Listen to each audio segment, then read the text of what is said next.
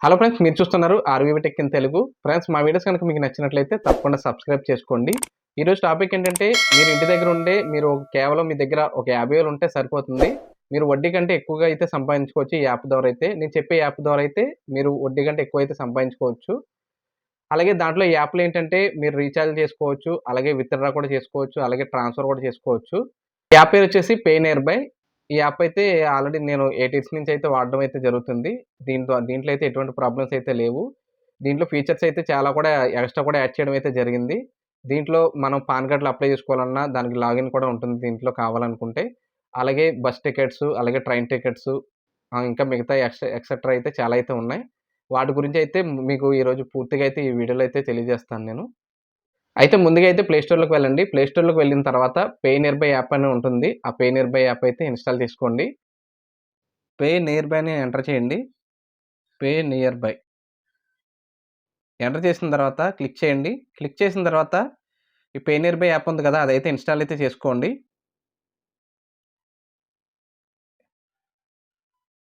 Install అవుతుంది. Install అయిన తర్వాత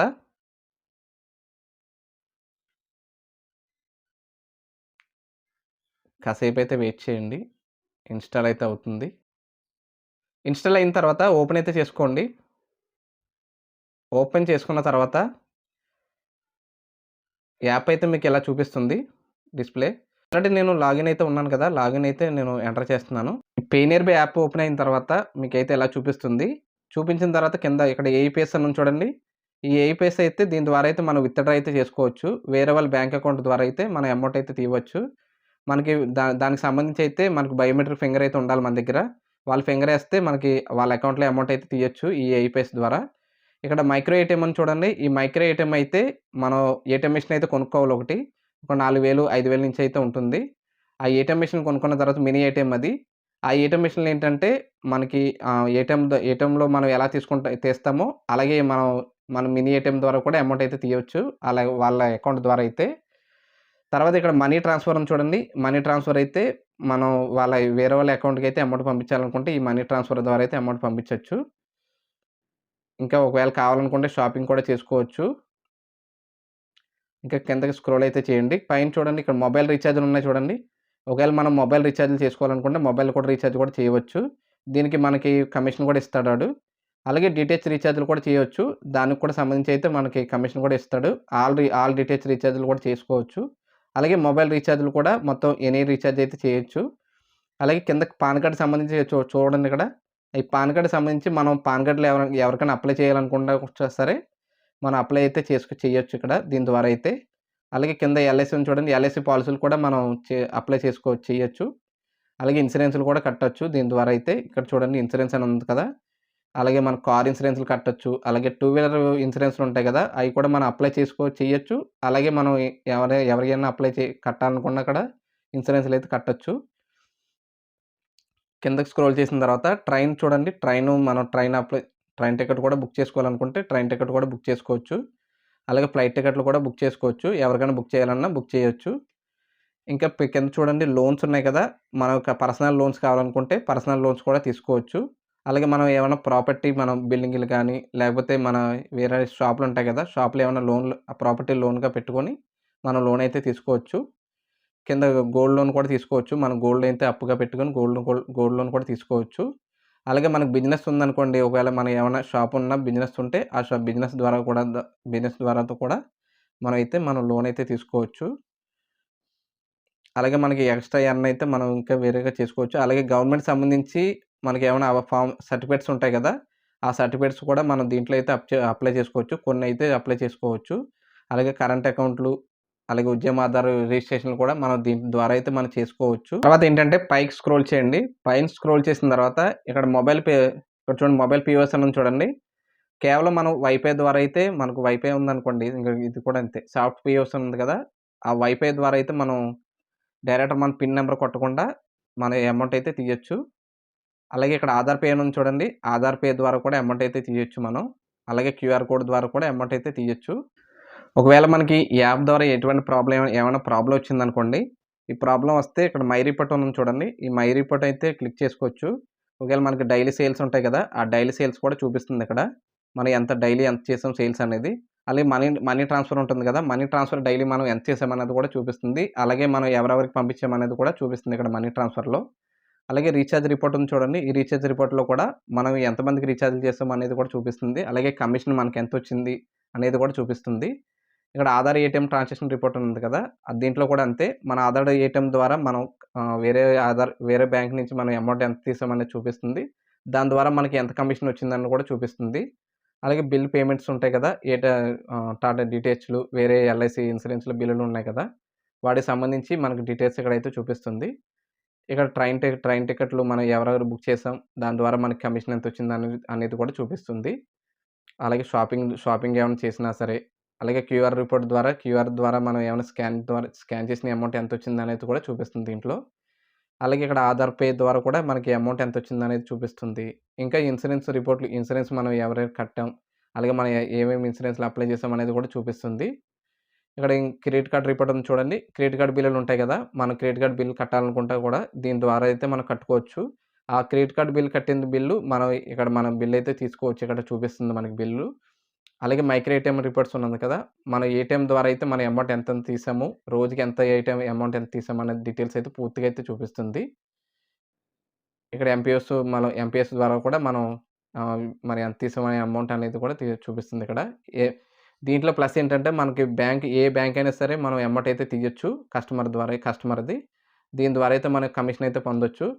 ఇక్కడ లోన్స్ చూడండి. ఒకవేళ మనకి పర్సనల్‌గా లోన్స్ కావాలన్నా కూడా లోన్స్ అయితే తీసుకోవచ్చు. ఆల్రెడీ చెప్పాను కదా మీకు. ఈ లోన్స్‌కి సంబంధించి డీటెయిల్స్ కూడా తెలుస్తుంది దీంట్లో.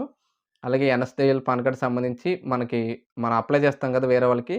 ఆ వేరే వాళ్ళకి అప్లై చేసినప్పుడు మనకి ఎన్ఎస్‌డిఎల్‌లో మనం దానికి సంబంధించిన స్టేటస్ కూడా చూసుకోవచ్చు దీంట్లో. అలాగే ఎల్ఐసీ రిపోర్ట్‌లు కూడా చేసుకోవచ్చు. ఎల్ఐసి రిపోర్ట్‌లో మన ఇన్సూరెన్స్ మనం ఎవరెవరికి అప్లై చేసామనేది కూడా తెలుసుకోవచ్చు. అలాగే మనం యాక్సిస్ బ్యాంక్‌కి సంబంధించి మన అకౌంట్ ఎవరికైనా ఓపెన్ చేసామనుకోండి. ఆ అకౌంట్ ఓపెన్ చేసినప్పుడు మనకి కమిషన్ కూడా వస్తుంది. అలాగే వాళ్ళకి సంబంధించి అది ఏ స్టేటస్‌లో ఉందో కూడా మనం తెలుసుకోవచ్చు. ఈ క్రెడిట్ కార్డ్‌కి సంబంధించి దీన్ని కూడా అంతే. అలాగే దీంట్లో యూపీఐ క్యాష్ విత్‌డ్రా ఉంది చూడండి. ఈ యూపీఐ ద్వారా కూడా క్యాష్ విత్‌డ్రా అయితే చేసుకోవచ్చు. దానికి సంబంధించిన డీటెయిల్స్ కూడా ఇక్కడ చూపిస్తుంది.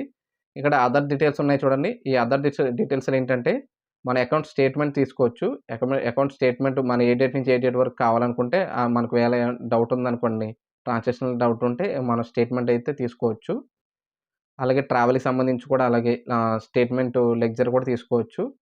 అలాగే బ్యాంకు డిపాజిట్ ట్రాన్స్‌ఫర్‌లు ఉంటాయి కదా! ఆ ట్రాన్స్‌ఫర్‌కి సంబంధించిన డీటెయిల్స్ కూడా తీసుకోవచ్చు ఇక్కడ అదర్స్‌లో. ఈ యాప్ ఏంటంటే మీరు ఇంటి దగ్గర ఉండే లేడీస్‌కి గాని, లేకపోతే హ్యాండిక్యాప్డ్స్ ఉంటారు కదా!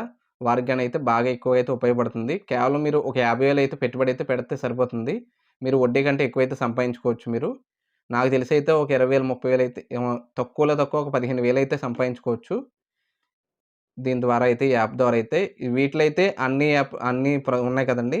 వీటిలో అన్నిటిని కూడా యూజ్ చేస్తే మట్టుకు మాత్రం ఒక నెలకి ఒక 50,000 దాకా అయితే సంపాదించుకోవచ్చు. ముఖ్యంగా అయితే ఇక్కడ ఆధార్ విత్‌డ్రా ఉంది చూడండి. ఎక్కువగా అయితే మీకు ఆధార్ విత్‌డ్రా ద్వారా అయితేనే ఎక్కువగా అయితే సంపాదించుకోవచ్చు. ఈ ఆధార్ విత్‌డ్రాకైతే కనీసం మీకు రోజుకి ఒక 20,000, 30,000 వెళ్ళినా మీరైతే ఒకవేళ కావాలనుకుంటే ఎక్స్‌ట్రా కూడా తీసుకోవచ్చు. ఆ ఎక్స్‌ట్రా తీసుకున్న అమౌంట్ కూడా వస్తుంది మీకు. దీని ద్వారా అయితే మీరు ఒక 15,000 నుంచి ఒక 20,000 దాకా అయితే సంపాదించుకోవచ్చు.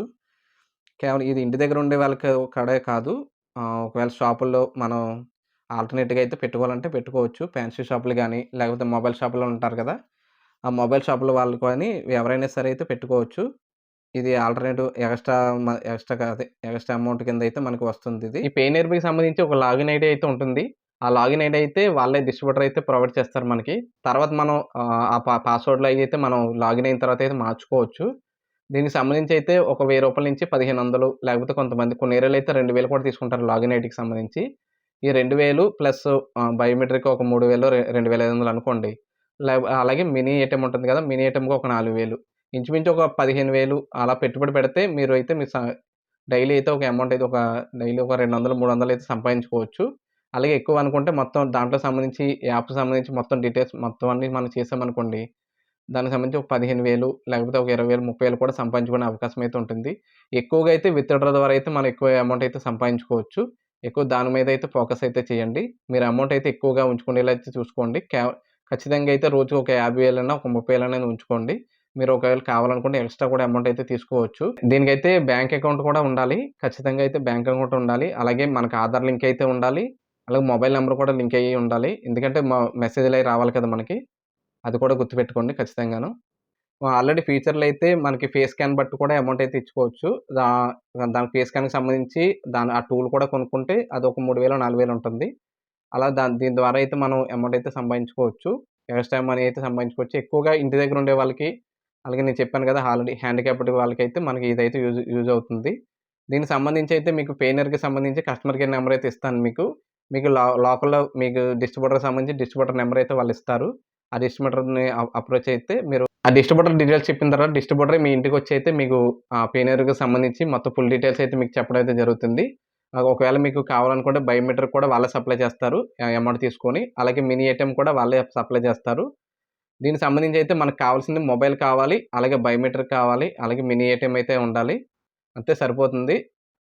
ఈ 3 ఉంటే ఖచ్చితంగా అయితే మీరు అమౌంట్ అయితే ఎక్కువగా వడ్డీ కంటే ఎక్కువ అమౌంట్ అయితే సంపాదించుకోవచ్చు.